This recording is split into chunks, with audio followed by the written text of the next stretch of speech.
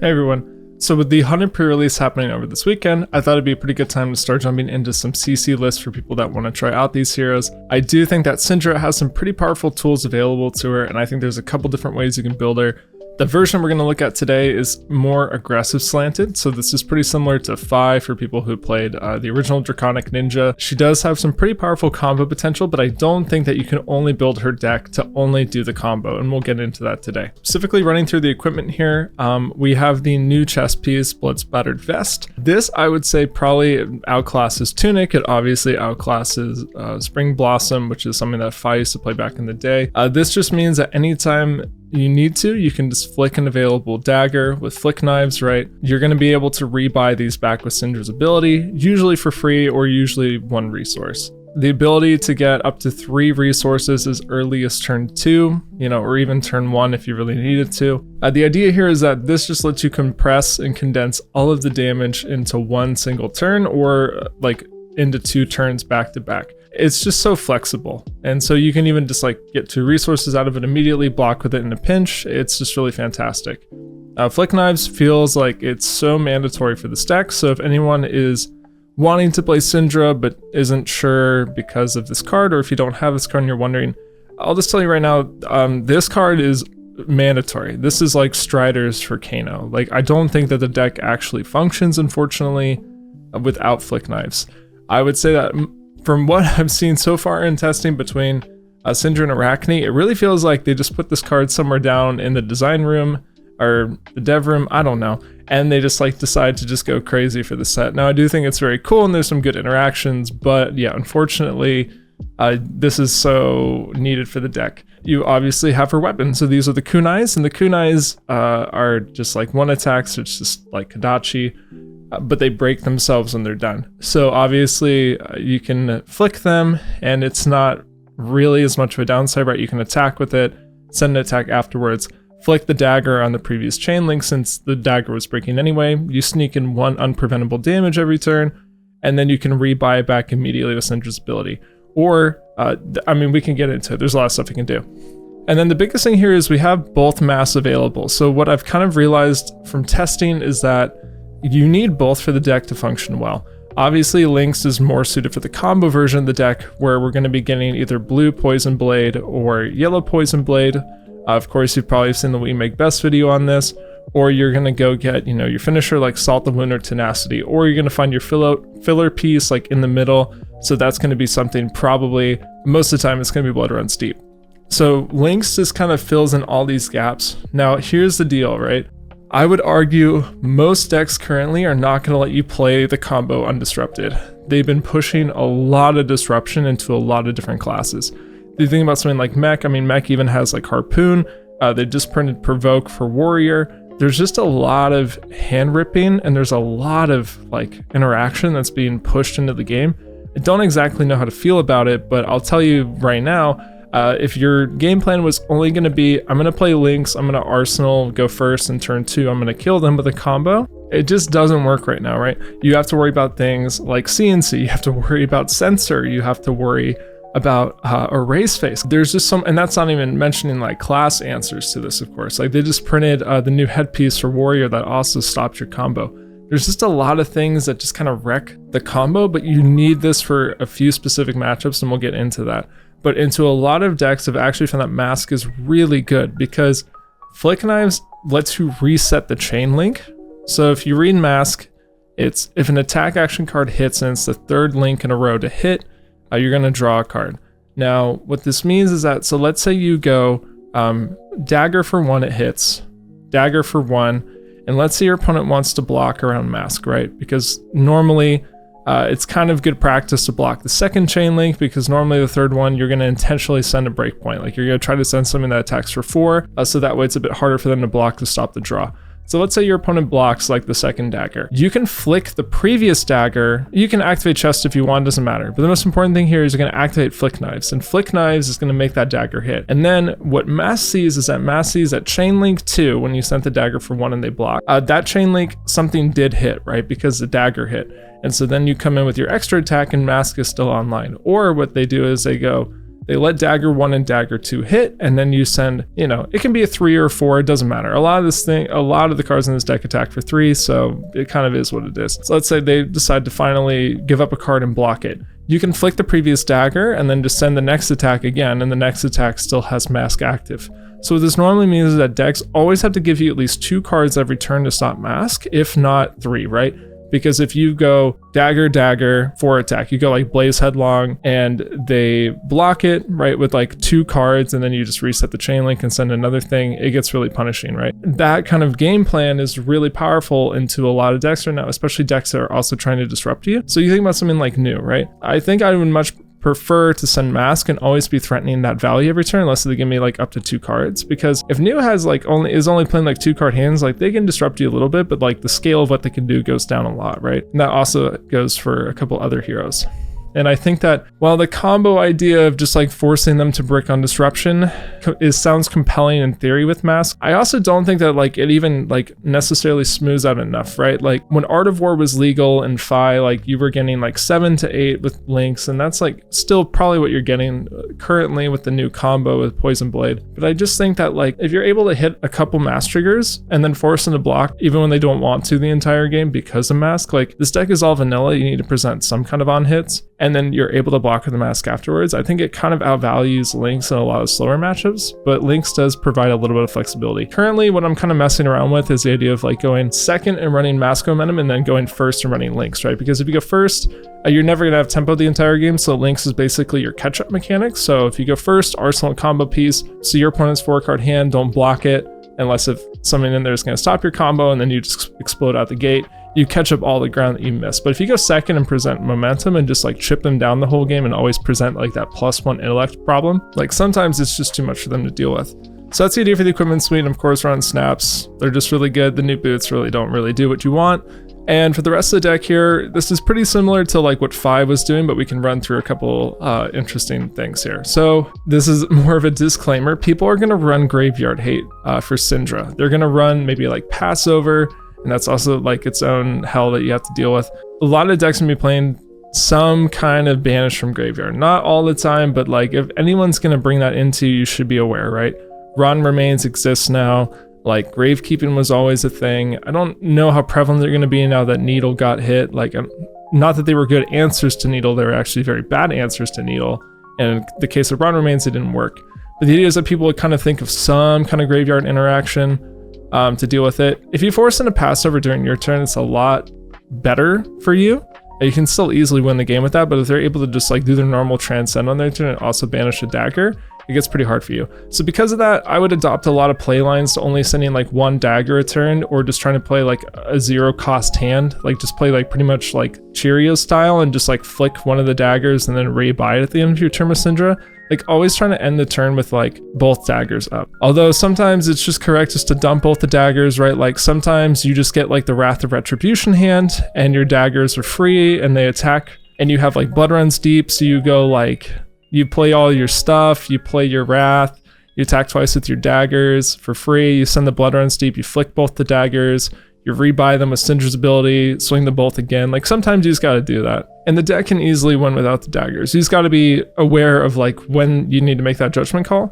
And for the most part, kind of adopting the play line of only like allowing yourself to like really break 1 dagger a turn, so that way you can easily rebuy it is like pretty clean, right? Unless if you have stuff that breaks both daggers in the same turn, but the assumption here is that you're either gonna like swing one of the daggers and then flick it later on. We do have like Burning Blade Dance. We obviously have Blood Runs Deep, that's the obvious one. So we do have a couple cards that can flick daggers. You have Throw Dagger as well. Not that you ever really want to keep this card. It's like a block 3 blue, but if you're ever stuck on 4 cards, like it's like pretty decent, and it can close out the game. In terms of her hero ability for making fealty, I do think that a list does exist where you can like play more of fealty generation and play the Mark of the Dragons, or the Art of Dragons. You can play the Art of Dragon cards, and I think that's like pretty good. I just don't think like the aggro list really wants to mess with it too much. We're trying 2 Art of the Dragon Bloods because it's just a 0 for 4 block 3. I want to increase the number of block 3s in this deck because right now this deck cannot block at all. If you consider something like 5 was able to run Shuko and was able to run Furnace, And we do have Furnace down here in the maybe board in case we need to block more. But if you think about that, if I was like able to block for 4 with just armor, because Shuko wasn't important to the game plan, but Flick Knives and Vest are so important to the game plan that you just can't block with them. And even when you need to, like these block for half of that value, right? So Cindra naturally just doesn't block well at all. And so I'm trying to like put more 3 blocks in this deck so you have the ability to like block a CNC or block an erase face when you need to. Overall, Fealty does not feel like it matters for her deck to function. She can still push out a ton of damage regardless if you have Fealty or not, but we do have a couple generators, right? So we have Hot on their heels, that way we can mark and then get the Fealty at some point. And then we have Display Loyalty is probably the best generator because it's just like an easy like head jab that just makes it for us. And then you're probably just going to sit on them until you draw the Art of the Dragon, or down in our sideboard, we have Devotion Never Dies. There's also like weird niche cases where you can use it on Poison Blade, but for the most part, it's either going to be used on a Devotion combo or an Art of the Dragon combo. And that's just to kind of like push the ceiling a little bit while these cards are just good on their own, right? These are just 0 for 3 Draconic cards. This one blocks 3 specifically. So like, it's not like plan A at all, right? This is just like a small little thing you will do somewhere in the middle of the game, and that's why we're running lower copies of Art of Dragon, because we just want to see this a little bit less frequently than we see the other 6 generators. We have some flick cards, right? So we have Burning Blade Dance, Blood Run Steep like we talked about, and we also have Throw Dagger.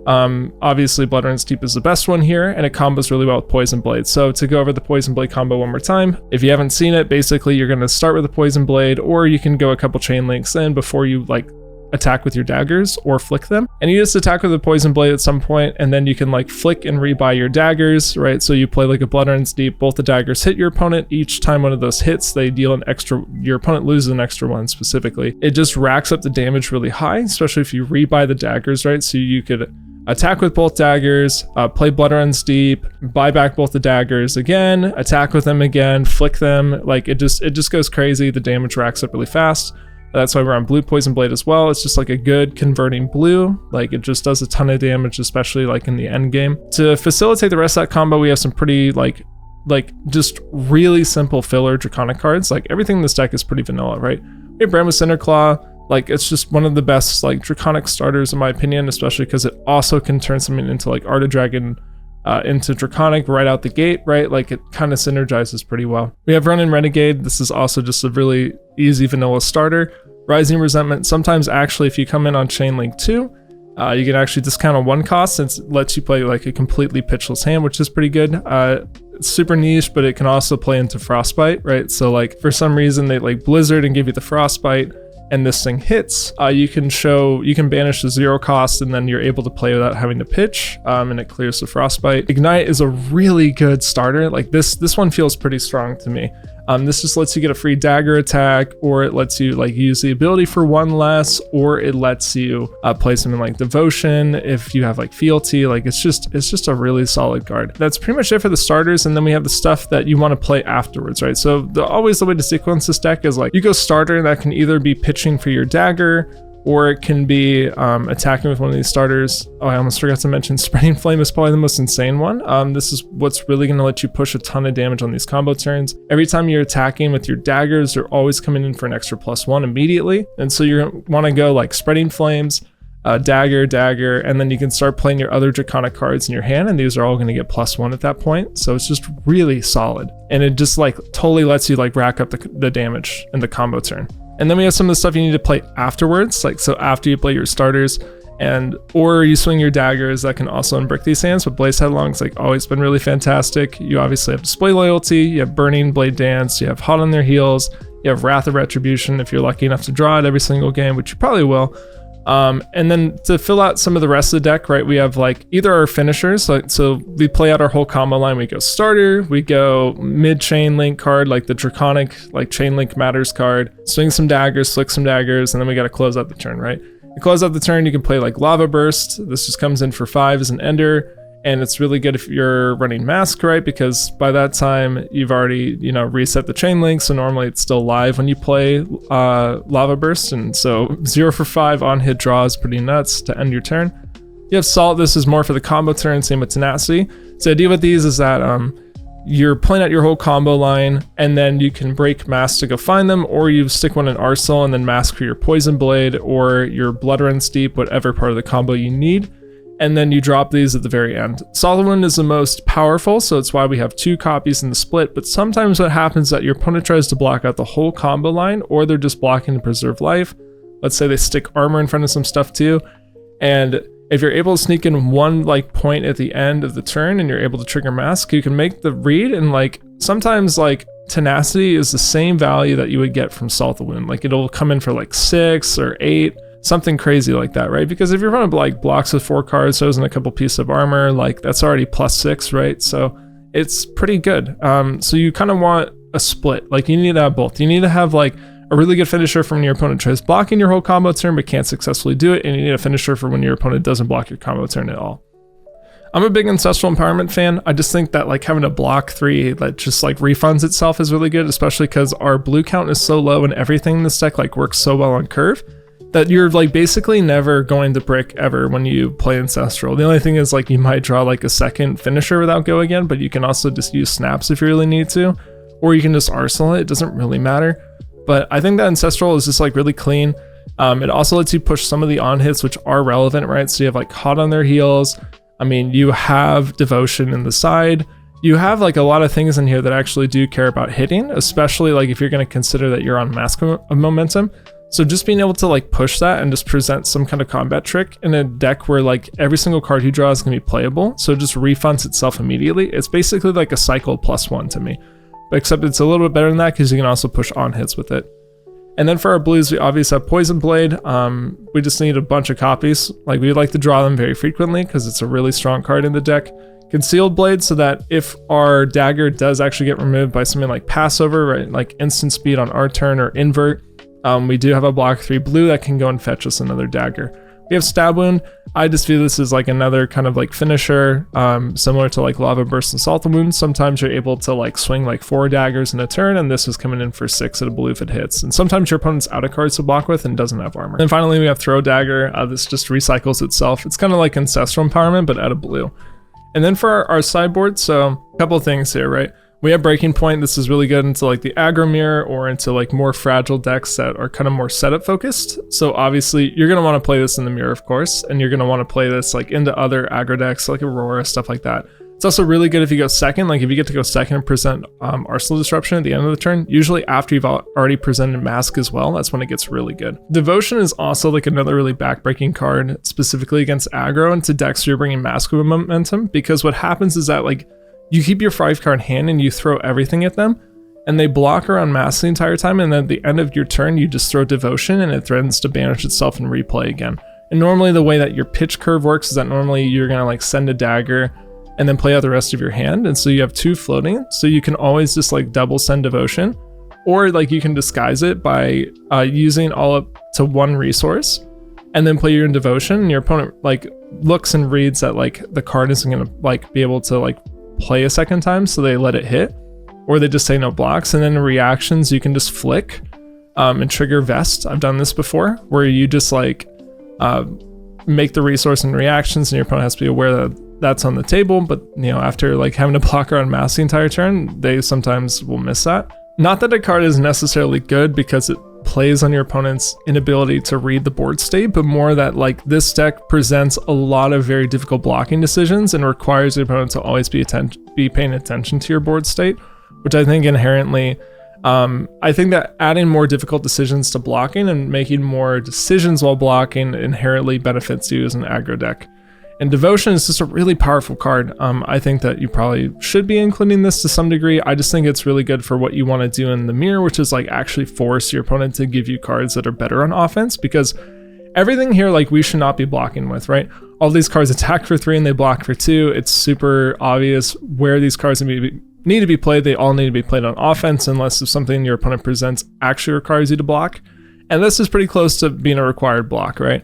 And then for D-Reacts here, these are into like the slower matchups, or you can even argue you might want to play these into aggro, specifically based on what side of the turn order you're on. Sometimes I like playing D-Reacts if I go first, because if I draw a D-React, I can just set it, and then it's able to help me survive the tempo loss from having to go first in the aggro mirror. Shelter is really crazy, by the way. Like, this card is so nuts. For a long time, people considered Fate and Sync to be bannable, if depending on who you talk to and what era of Flesh and Blood we're in. People have considered those two generics to be some of the most powerful cards, like up there with like CNC and Tunic, and it's even been discussed about banning them. So the fact that they printed a card that I would maybe argue, like, if you only have like one slot for 3 D-Reacts and it's between this and Sync, I kind of think you should play Shelter. And I don't know how to feel about saying that. So that's crazy. Then 2025, we got like a card that arguably is probably the new best generic D-React. It's just a 0 for 4. This card's incredible. You're gonna love this in the mirror, by the way. Like, this card blocks 6. It's nuts. If not more, like if they're gonna play Salt or something. So I just think this card's really insane. You should be playing it. We do have Sync because I do think we want 60 reacts for slower matchups. Maybe that number could go down. And then we have 2 extra Poison Blades, the yellow one for the decks we want to combo. That's specifically for like links, so that way we can go get off links, or so we have more copies. We have Kunai, of course, so we can go get the extra copy with Concealed Blade if they banish. And then we have Tie Flippers for AP1. So that's the deck. For the sake of time, I'm not going to do a whole sideboard spiel. I'll just include it when I upload the video. But the biggest thing here is I think that you need links into Viscerai, which I think just immediately makes it so you have to play links. I think that the deck can absolutely like roll Viscerai if it plays links. The other decks that are on top of the meta right now, I think, are a little bit trickier, and I do think you kind of want momentum into them, with the exception, of course, being Enigma. Enigma, you want links 100%. So I'll get like a more detailed guide up when the deck goes up. But that's where I'm at with Cindra right now. So give it a shot. Let me know what you think. To really quickly cover the maybe board at the very end. And Knives Out's pretty good. It lets you play through Frailty. The only thing here is that I'm not sure if I'm on too many or too few blues. You kind of want like a blue per turn to send a dagger, but sometimes you can just flick it, rebuy it, and it doesn't matter. And I feel like you could just play 0 blues, except for when you need to play spreading and like Poison Blade. But so that's the only hard part, right? Is you need some blues to have those function, and also because like Jarl does technically exist. But Knives Out's like pretty good, so maybe you could include it or replace it, let you play through Frailty. Like, it's a solid card. We have Epot. This is specifically for Jarl. You can set this up and then you're able to stop a blizzard, essentially. It's like a insurance against a blizzard for a combo turn. Especially important if you're going to play links into Jarl, because like if they blizzard you in response to the links and you don't have resources, like you just kind of lose on the spot. So you definitely want Epot for that. Other Loyalty was actually really good in testing. I've just started adding a few extra generic ninja cards, so I'm cutting it for now, but I was trying 2 copies for a while. They've just been replaced with Art of Dragon Blood. And then Flamescale Furnace if we decide that we need to like block more. And then maybe Shuka would be in here as well. So that's a deck. Give it a shot. Let me know what you think. Until next time, thank you for watching.